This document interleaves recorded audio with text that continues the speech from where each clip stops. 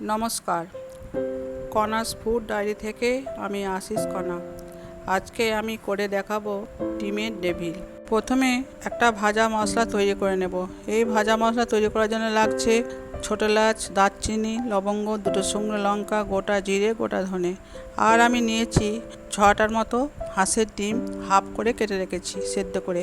আর নিয়েছি 1 চামচ গ্রেট করে রাখা আদা, 1 চামচ কাঁচা লঙ্কা, কিছুটা ধনে গুঁড়ো, জিরে গুঁড়ো, 4টে মিডিয়াম সাইজের পেঁয়াজ কুচি আর 1 চামচ রসুন কুচি। আর নিয়েছি 200 গ্রামের মতো মাটন কিমা সেদ্ধ করে রাখা আর 4টে সেদ্ধ করে রাখা আলু। তারপর একটা কড়া বসিয়ে ওই কড়াতে 2 টেবিল চামচের মতো সর্ষের তেল দিয়ে তেলটা ভালোভাবে গরম হলে একে একে রসুন কুচি, পেঁয়াজ কুচি দিয়ে ভালোভাবে ভেজে নেব। তারপর পরিমাণ মতো এর মধ্যে লবণ দেব, হলুদ গুঁড়ো দেব, লঙ্কা গুঁড়ো দেব এবং ধনে গুঁড়ো, জিরে গুঁড়ো দিয়ে ভালোভাবে ভেজে নেব এবং গ্রেট করা রাখা আদাটাও দিয়ে দেব।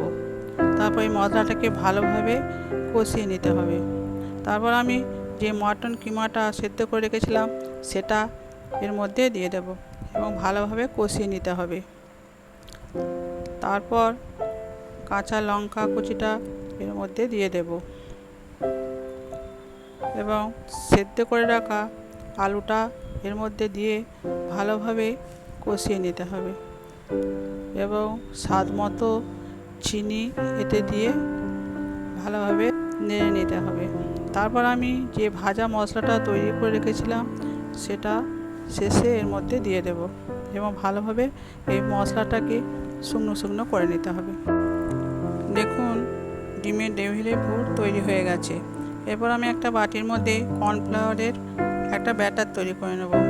4 টেবিল চামচের মতো কর্নফ্লাওয়ার নিয়ে তার মধ্যে আমি 2 চামচের মতো গোলমরিচ এবং পরিমাণ মতো নুন দিয়ে একটা ব্যাটার তৈরি করে নেব। তারপর আমি ওই আলুর পুরের মধ্যে 2 চামচের মতো ব্রেড ক্রাম্ব এবং 1 চামচের মতো জয়িত্রী গুঁড়ো দিয়ে আমি ভালোভাবে মেখে নেব। তারপর আমি একটা পাত্রে কিছুটা দেখুন, তারপর আমি আস্তে আস্তে ডিমের টেবিলগুলো এরকম হাতের মধ্যে কিছুটা আলুর পুর নিয়ে তার মধ্যে হাফ ডিম চপের আকারে গড়ে নিতে হবে। আস্তে আস্তে আমি এইভাবে ডিমের টেবিলগুলো তৈরি করে নেব। দেখুন আমার সব টেবিলগুলো তৈরি হয়ে গেছে। তারপর ডিমের টেবিলগুলো একে একে কর্নফ্লাওয়ারের ব্যাটারের মধ্যে ডুবিয়ে নিয়ে ব্রেড ক্রাম্ব মেখে একে একে রেখে দেব। তারপর একটা কড়াই সর্ষের তেল দিয়ে তেল গরম হবে।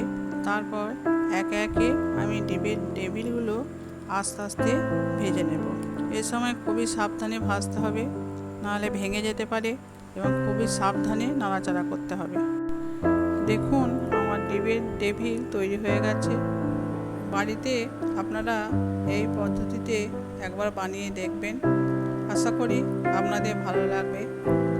কেমন লাগলো কমেন্ট করে জানাবেন। ভালো লাগলে লাইক, শেয়ার, সাবস্ক্রাইব করে দেবেন। সবাই ভালো থাকবেন, সুস্থ থাকবেন।